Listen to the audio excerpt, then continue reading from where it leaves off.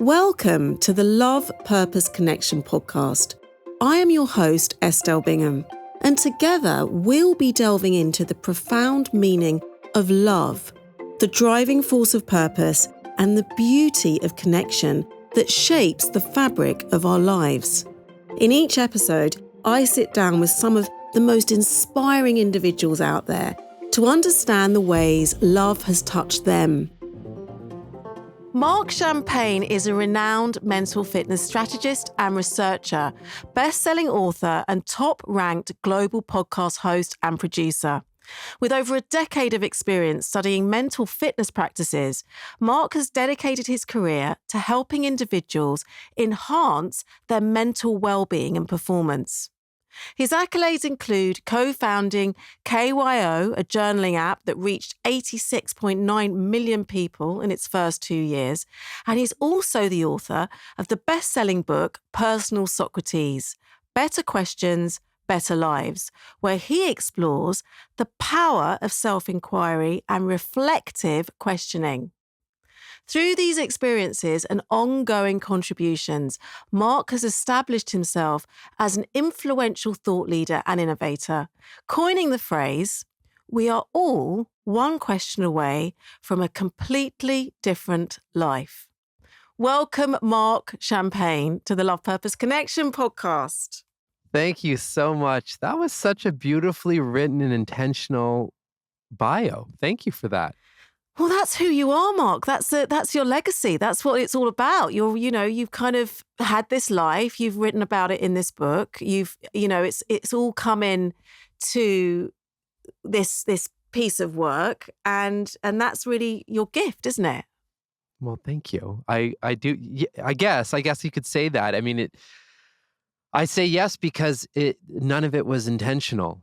It kind of all just flowed with, which I guess many of us can relate to. That's usually how life unfolds and so forth. And I do consider it a gift, not what I'm able to deliver, but that I'm able to do this work and feel that true sense of purpose and excitement, and at times be able to step into the uncertainty and really enjoy that.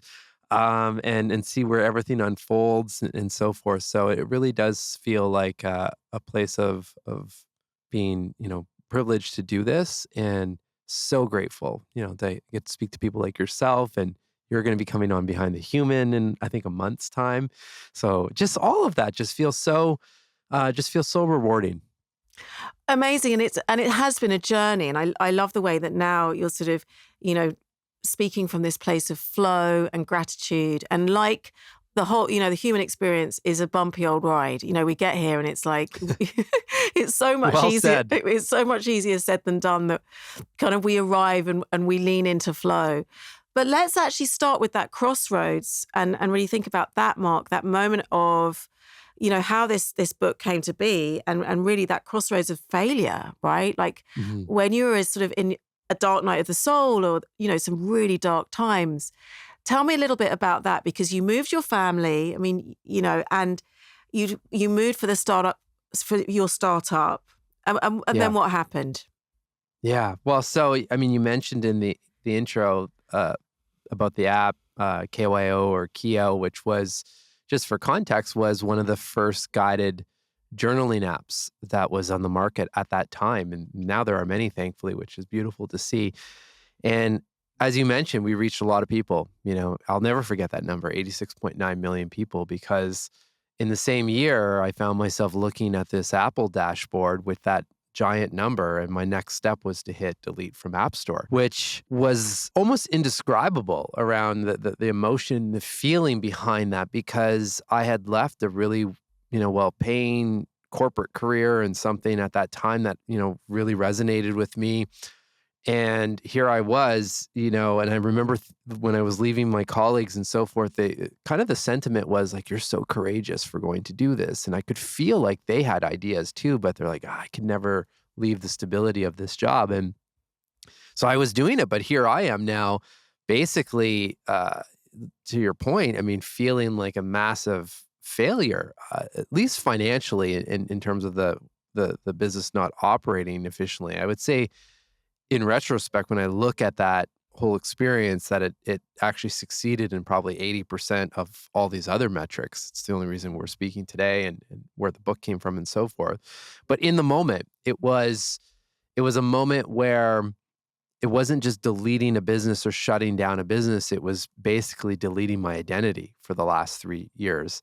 And since then, I've always made a promise to myself, including this book and the show and the next book and other projects that are on the shelf, that I'll never wrap my identity up to a project like that, because that's in my own journaling, like, that's really, I think, where a lot of the pain came from, and a lot of the hopelessness at that time came from, and that kind of rock bottom moment where I could feel myself slipping into uh, a deep depression, really. Yeah. And it was through that pain and through the mental fitness and all the work that I do today that I had to use those very tools to get out and pause that looping narrative and that spiral.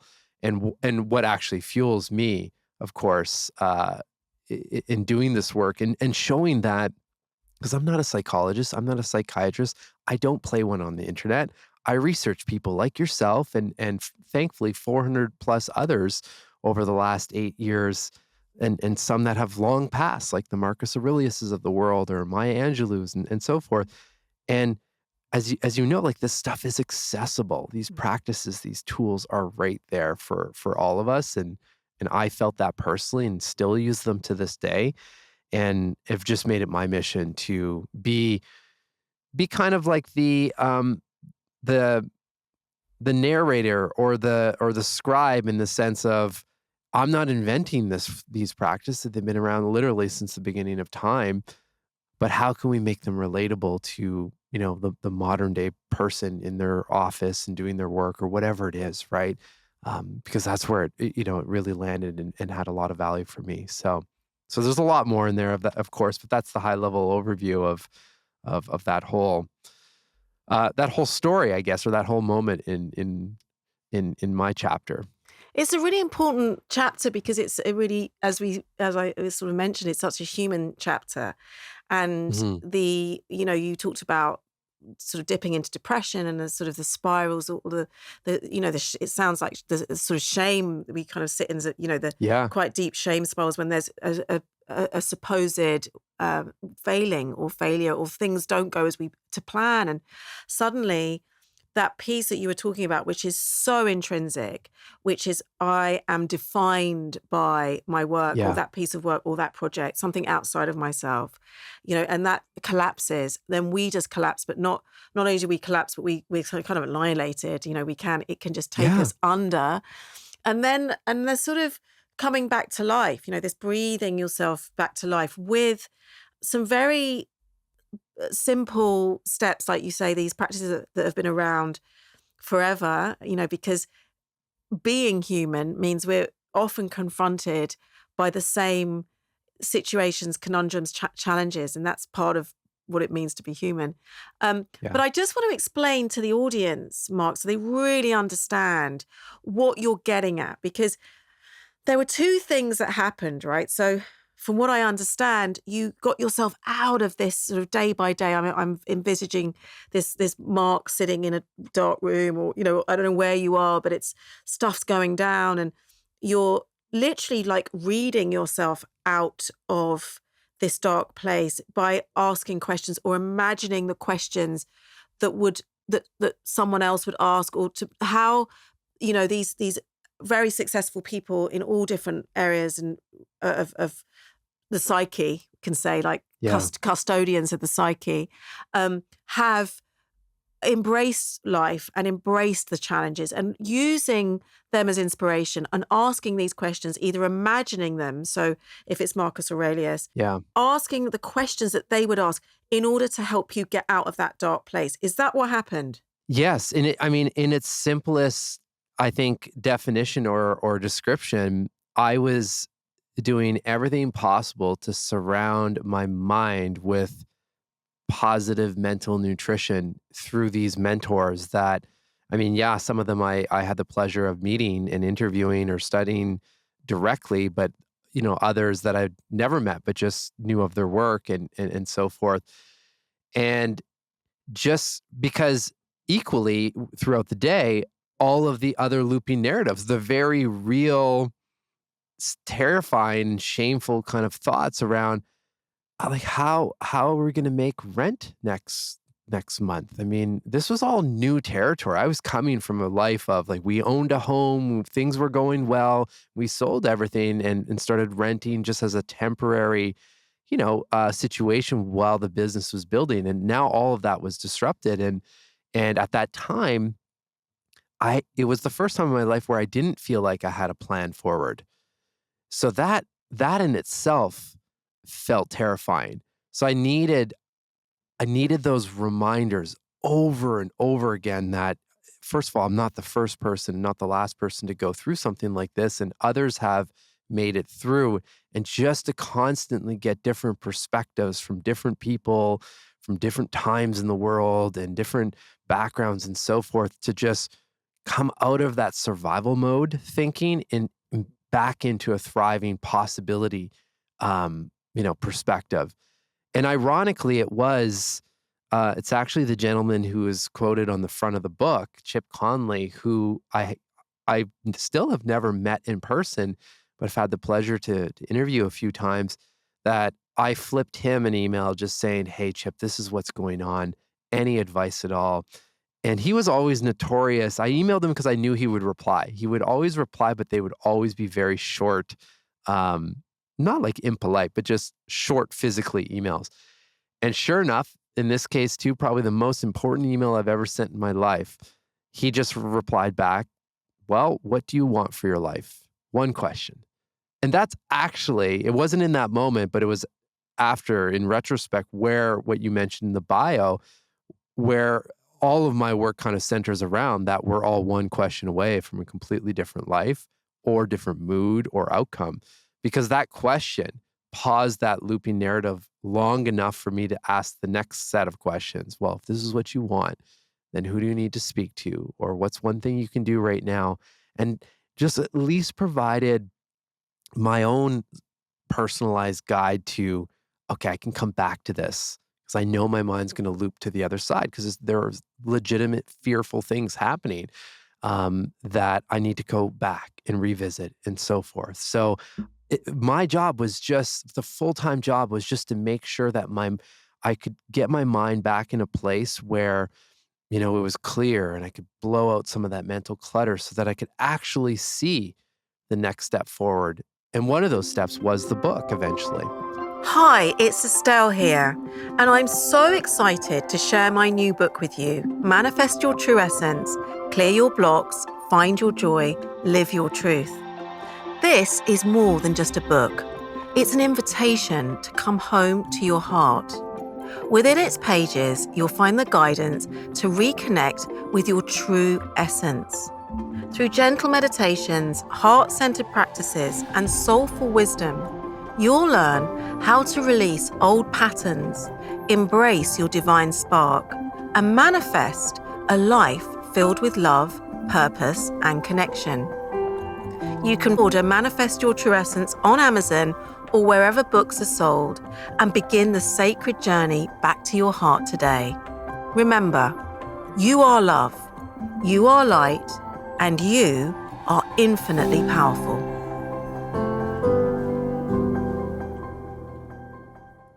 Yeah. And the book, Personal Socrates, is like a practice unto itself, isn't it? Mhm. And we can talk about that a little bit. This idea of a sort of a collection of essays that you suggest that you kind of dip into, so you don't necessarily read the book from back to front. It's like it's almost like an oracle. You could sort of see it as an oracle, and I was a little bit like dubious about that because I was thinking this book doesn't look like an oracle to me, and I come from the world that's sort of like Yeah. and I was a bit like this was last night. I was looking through it again. I did what you suggested, and I happened upon some very, perfect essays for me that really Oh, spoke to me in yeah. the moment. Share more. Well, one of them was the Maya Angelou. Okay. Mm. And obviously you reference her a lot. And that was the one Yeah. I came to first. And she's born on the same day as me, as the 4th of April. It's like, I'm loving that. I'll take that. Yeah. And it was just a really beautiful, what I love about the essays or the pieces or the chapters is that they're very concise, actually. So we get to the kind of bones of the thought or the question, and within a few pages, and you're sort of there. It's not you Yeah. don't eke it out. It's like, this is what it is. This is the question, and this is an answer. Here is an answer. Here is a kind Yeah. of wisdom or a healing or a medicine. I like the how that's the immediacy of that. What would you like to share Maya's story and this Sure. the tragedy, the trauma of her younger life, and how she, I will rise, and how she still did. Yeah. Oh, well, first of all, thank you for sharing your beautiful words and feedback. And it means a lot because, and especially with, I'm glad you brought up Maya Angelou, because that was actually one of the chapters that I really struggled to write.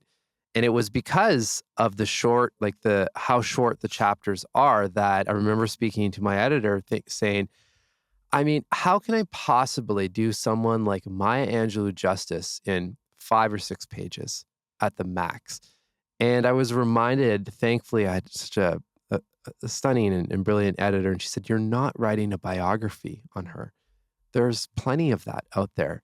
You're Just stick to what you're trying to put out into the world, and that is looking at Maya Angelou's story Mm. and what we know of her and what came up in the research, and present that through a mental fitness angle and through questions which is fun from as a creative to look at someone's story and see, okay, I've taken in enough content, because you can't take it in all of it. There's just so much written about a lot of these people, but where at least I felt, okay, I see a theme here developing that makes sense to me, at least. So what are those questions that could help in this situation? Because it's not all the chapters are necessarily the exact reflective question that person left. Many of them are, inspired from their stories and so forth. So it, it was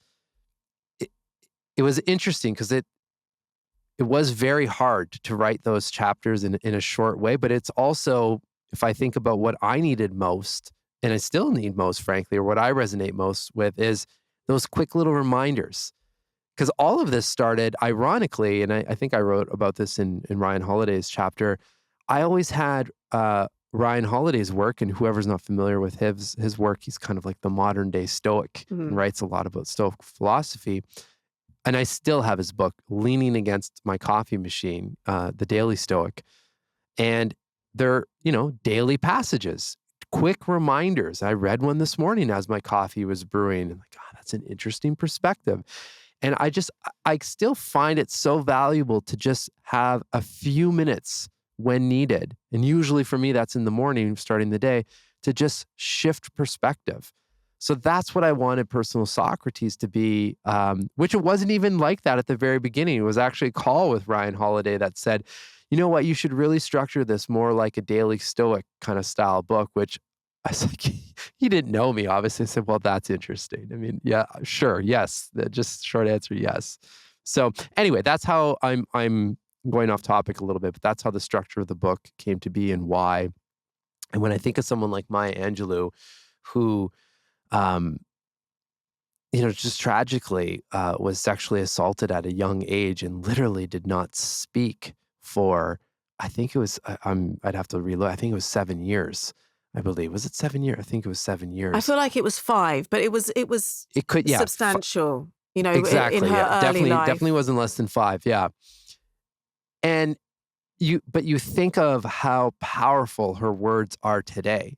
And after, that whole experience, just to even think that she was mute for 5 years is unbelievable, and that she found her voice again, and she was able to get through that moment, and then now has gone on, even after her passing, to just impact so many people through her words or poetry or speeches. and so forth. And there's other things in there too. I actually used one of her practices the other day. I was speaking to a group, a bunch of early tech founders, and this was a new kind of group for me. So, I was really trying to make it relatable to them and so forth. So my nerves were kind of popping before jumping on stage. And I remember Maya Angelou's tactic of even for her when she would go in front of large groups of people, that she would bring those mentors and those people that meant a lot to her, alive or dead, um, energetically with her, like her grandmother. She's here loving me and supporting me. So then you walk up, and it doesn't have to be a stage; it could be anything that you're facing, with support. And it's those microseconds that we pause, right? To bring in those little tools or those perspective shifts of, okay, who can help me rise up in this situation, right? So that's one, real example that literally happened this week. And a way to sort of ask a question or bring in a practice, it's that combination of those two pieces, right? Which is actually can just move you out of, from one headspace to another, like can just shift the brain chemistry. Totally. I mean, I think what a good quality question does, in my opinion, is just gives us the luxury of a pause. And we then pause for whatever moment of time is useful for us in that situation, and surface the answers to those questions that we all have. It's just often our minds are so cluttered and full of stuff and things going on in the outside world that we don't allow the answers to surface, right? So this is where I find, like, even when I'm struggling with a big decision of some sort, I'll often ask, like, what would Marcus Aurelius do in this situation? I mean, he's not like my best friend, but I've read enough about him, and obviously wrote a chapter about him on this topic, that I always find it amazing that if you ask that question, and even better yet, ask it before you go to sleep and then answer it first thing in the morning, you, you have a whole page of solutions or ideas or thought starters that may have not been there 7 or 8 hours prior. And coming from, like, I'm not Marcus Aurelius, but just again knowing some of the backstory, it's interesting how you can kind of trick your mind to answer from that perspective. So it's actually when we feel like we're kind of hitting a wall, at a dead end, and there's nothing, and the shutters have come down, that this openness to thinking like someone else may think, or just asking that question, like you say, Marcus Aurelius. And for those can actually it can be a game changer. And for those of listeners who don't know who Marcus Aurelius is, he was a Roman emperor, one of the last good Mhm. emperors, but also potentially a Stoic, Yeah. the godfather of Stoicism. And that's Yeah. Stoicism it's been sort of, it's slightly bandied around, and I don't really think many people know what it is actually, what that is in the core of the nuts and bolts. Can you enlighten us, Mark? Well, sure, and this will link well with the book as well, because when it was my publisher who suggested to call it Personal Socrates, and at first I had a lot of resistance to that because outside of taking a philosophy class in university, I mean, I don't consider myself a philosopher or stoic or anything like that. Um, so it didn't resonate until I started really looking into Socrates and his method, and realized, like, gosh, we're all doing this day in, day out, and here's someone that's long gone, but his method still stands the test of time. So that's what really got me, interested in keeping this in the Socratic method, or stoicism kind of realm. For me, stoicism is just, in its simplest definition on my side, is an opportunity to really focus on what we can control versus what we can't. If I really think about, what I read, and am reminded by, either by Ryan Holiday, or reading Meditations by Marcus Aurelius, which I'm sure he's terrified of, or just scarred thinking that they published his public journal, or his private journal, I should say. and how many people have read that now. It all comes back to just recentering and pausing and taking whatever you may be going through right now and looking at it from a different perspective, and usually coming back to this idea of, well, what can I control in this moment?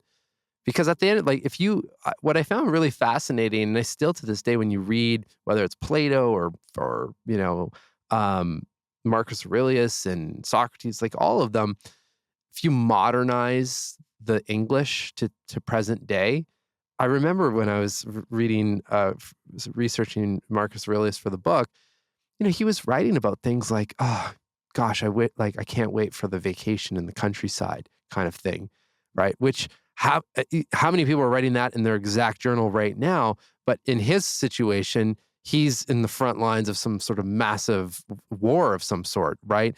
So it's just, or he's just, lost one of his children. Where in those times, I mean, you would lose multiple kids just from disease and illness, and just being able being able to take that in and think, okay, they're just going through the regular set of human emotions that we're all still going through. The circumstances are different. And it gives us this opportunity to think, okay, well, and it's not to diminish whatever we're going through in the moment, but to just know that we're not alone, and others have gone through situations like this. And oh, there's a path, and maybe there's some ideas that spark as you're reading this material. And what I can guarantee, when you're reading the material, you're typically not looping on the unwanted emotions and so forth, because you're focused on, looking at it from a different perspective. So even that, in the moment, you get a bit of a reprieve from whatever you may be dealing with. That's wonderful. The next chapter I happened upon as I was, feeling my way into Personal Socrates was the chapter entitled What Do You Feel? Is that right? What do you feel? Yeah. And I Yeah. found that really fascinating because I've run a men's retreat, and the work that I do is very somatic. It's very about embodiment and expressing emotion and just having a safe space to be where you are Yeah. and just feel into your body. And I loved this story about this group, Everyman. It's an Everyman Every man. Yeah. sort of somatic group. Can you tell us a little bit more about that? Yeah. Oh, I'm so happy you brought that one up, Estelle, because that actually last summer I had a full circle moment as I met Dan, and he had a question pack in our app, or Everyman did in the journaling app, which was a set of 10 questions, to help guide people into a flow around men's work and so forth. It was one of the most popular apps, or packs in the app. Even which I always found interesting, our user base was I think about 65% female as well, and that was still one of the most popular packs. Um, but the full circle moment was, I hadn't seen Dan for probably about 7 years, and we found ourselves at the same wedding, which is actually the guy that was getting married is in my men's group, and it's because of Dan and his work and so forth. So it's been 7 years of myself doing men's work with the same group of guys, that if it wasn't for that group, especially when I was shutting the app down, I really don't know where I would be. I mean, that was the main, um, support group, I would say, for me, and it still is. We still meet every 2 weeks, virtually now, and it's so powerful to just check in. And to your point around the somatic piece, and especially I think, there's more and more people talking about this, especially with men. Hmm. We just don't do super well with expressing emotion, and most of us, I can really speak from my experience, didn't have. I had a fantastic father, but I don't think we definitely didn't talk about any of it, what you and I are talking about right now, Mm. and never saw much vulnerability from him and so forth. So it's just like it's a new wave. Like my kids, my two young boys know. I mean, okay, yeah, dad's got his men's group Monday night. He's in Yeah. the podcast booth and he's doing that. Or the men's group, we're getting together to do a hike and to try to do something in person and so forth. And it feels really nice to be able to start shifting the past programming or the history of there are opportunities to actually express what's being felt. You mentioned shame earlier on Mm. with the whole app experience. Well, it actually came back up at the end of last year. Mm. I had a wonderful year with my current business, and there were a couple big moments that were just moments of celebration that I actually felt a bit numb. And I wasn't sure. It really rocked my mind. Like, I don't understand why I can't fully be in this moment of gratitude and celebration. And it was through chatting with my men's group that that's probably directly linked back to the shame of having Mm. to shut that app down. Like, don't get too comfortable here, Mm. right? Because you Yeah. know what it was like 8 years ago, or I guess 5 years ago, where you had to shut everything down, and there was rock bottom, and there was a lot of fear and shame around that. So it's just you have these moments, these outlets, and in this case, with Dan Doty, when he started places that are very safe and confidential, and that we can share what's going on and what's on our mind without fearing any kind of judgment. Which is even with my wife and I have a really strong relationship, and we're very open with everything. But there's stuff along the journey that I just didn't want to share because I didn't want to add additional pressure to the pressure she was already feeling. And that's where then the men's group comes in, or these outlets where, okay, I need to release that though, right? Somewhere. So these communities are so important for men, right, in this day and age. I mean, Yeah. we know about all of the stats around male suicide and, just the real separation that happens, with men not being able to just be in their hearts or just listen, like you say, embody Hmm. the feelings and allow the feelings to just flow through them. What's it been like for you? I mean, you obviously talked a lot about how it's impacted you, but this idea of vulnerability, I mean, you spoke about vulnerability. Why do you feel like that's so important in this day and age for men to just embrace and really hold in a sacred way?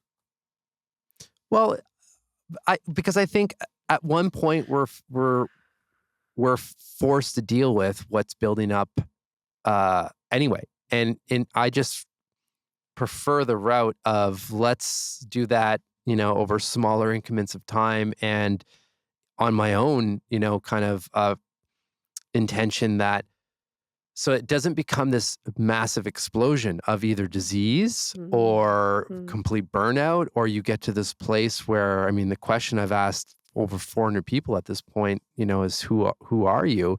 Like, so many people hit this, they're in a career or life path that 15, 20 years plus go by, and all of a sudden it's like, what is this all like? Who am I? I don't even know who I am. And, I'm just, again, these are just opinions, but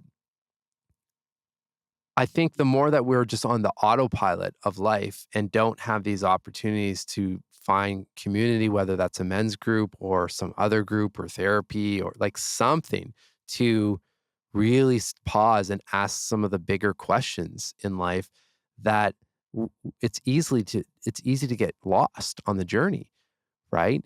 And for me, again, it's just been these are constant check-ins, and now since it's been there's some longevity to the group, and the core group of guys have been there for 7 or so years. It still happens where it's happened last week where we got on the call, and I think everyone was just tired, and there's a big level of commitment that you can't miss the meeting unless like something quite serious is happening. But we all kind of, I guess what I'm getting at, we didn't really want to be there. And by the time we got to the end, everyone said the same thing and said, "Oh, I'm so happy we did this," because you just feel this sense of connection again, and this love. I think the love is the big one too, and just you feel the support and just it's like filling the cup again, mm, internally with just this beautiful energy of I can say anything here. And it's not always, things you're struggling with. Like often, I think last time I was celebrating, with the group saying, hey, God, like you guys have seen the everything. Out of anyone in my life, you've seen absolutely everything over the last 8 years. So to celebrate this moment with you is even that much more special. And it's stuff like that. Like I have goosebumps just explaining that to you, that Mm. there's an energy towards it where you leave the meeting just feeling refreshed and reset and full, and then knowing it's like when you have a really good toolkit at your disposal, that no matter what happens, whatever's thrown at you, I can turn there, or I can turn to, various mental fitness practices. Like I'm not left to just figure this out by myself.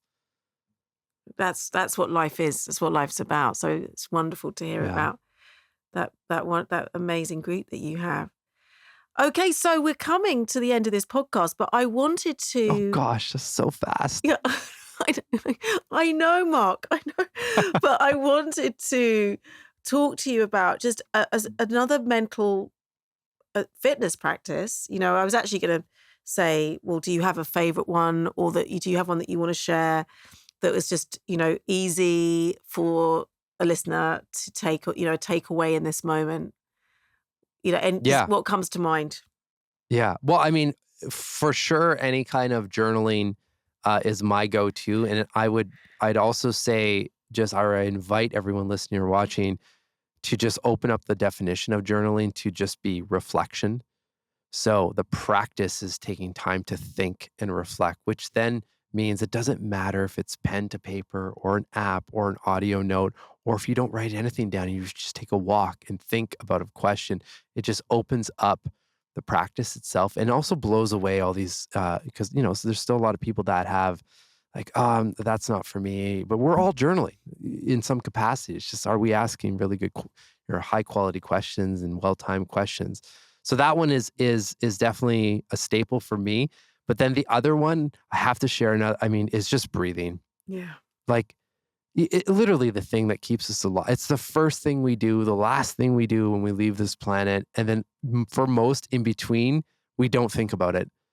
And right, you're on your keyboard, you're typing away, or you're banging out emails, and you're like crunching down, you're barely breathing. I mean, just even that, just taking a pause, and everyone listening and like sitting up straight and allowing your lungs to fully, expand and contract, and taking 2, 3 breaths, slow, deep breaths, and just that. And there are a million different options of guided breathing and so forth that open up a whole other realm. But just even being intentional with a couple breaths can be so impactful, and pause or reset whatever unwanted looping narrative might be going around in your mind and so forth. So yeah, that's definitely an impactful one. It's all in the pause, isn't it, Mark? The pause before, as we Yeah. take a breath and what that offers us. And before we ask that question, you know, it's just gives us a moment or when we've asked the question, we pause before we answer it. It's all that kind of just allowing yourself a beat before we respond. Yeah.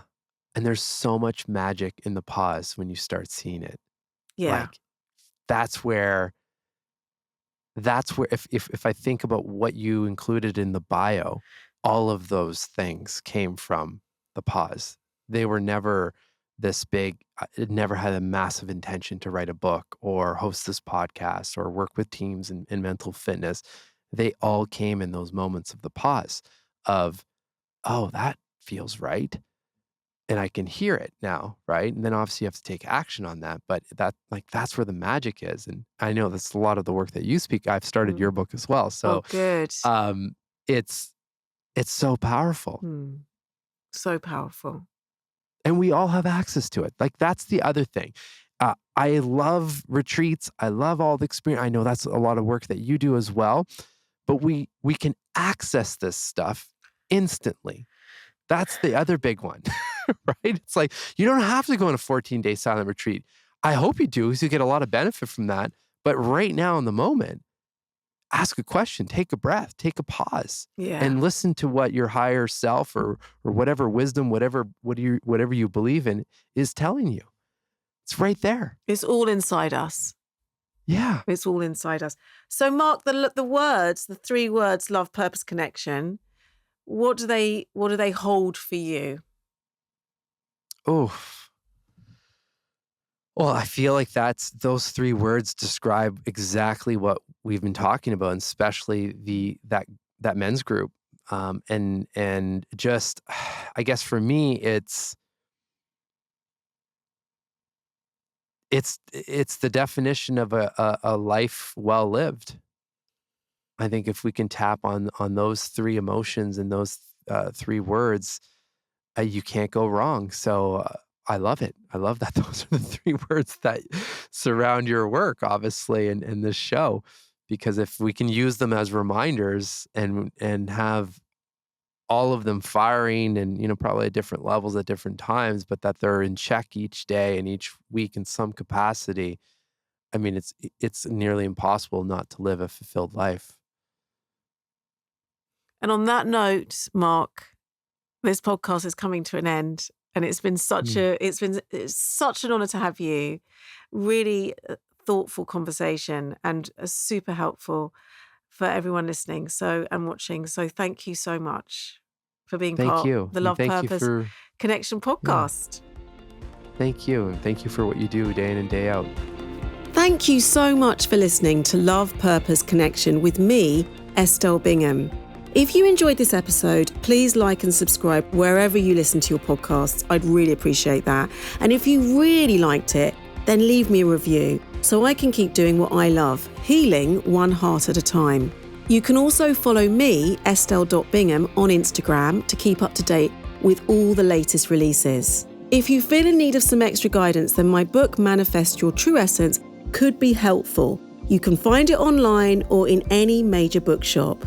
In the meantime, thanks again for listening, thanks again for watching, and I will join you on the next episode of the Love Purpose Connection podcast.